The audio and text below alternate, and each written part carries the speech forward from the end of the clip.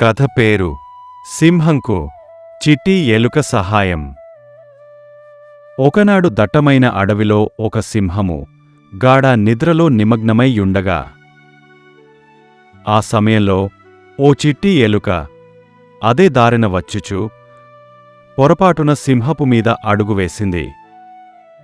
అప్పుడు సింహము వెంటనే మెలకువను పొందింది. అది కోపంతో గర్జించెను. సింహం తన బలమైన పంజాతో ఆ చిట్టి ఎలుకను పట్టుకుని గట్టిగా నిగ్గెను.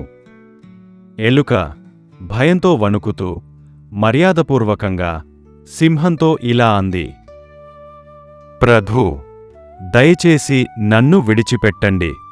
నేను అతి చిన్న జీవిని, అనుకోకుండా మీ నిద్రకు భంగం కలిగించితిని.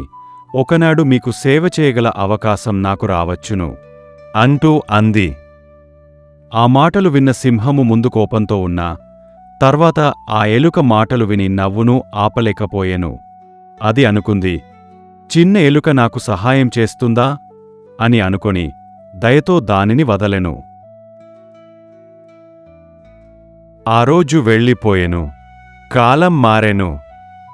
కొన్ని రోజుల తరువాత అదే సింహము అడవిలో విహరిస్తూ ఉండగా వేటగాళ్లు అమర్చిన ఒక బలమైన వలలో చిక్కుకొనెను.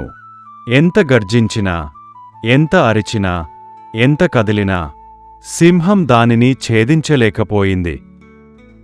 ఆ శబ్దాలు దూరం నుండి విన్న ఎలుక వెంటనే అక్కడకు వచ్చెను.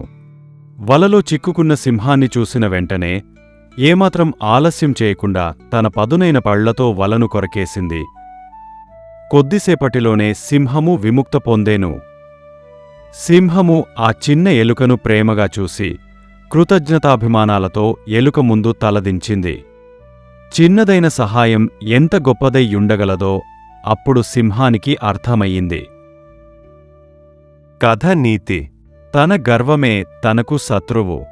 చేసిన సహాయం ఎప్పుడైనా తిరిగి వస్తుంది. సహాయం చేసే మనసే గొప్పది. అది చిన్నదా, పెద్దదా అనే భావన ఉండకూడదు.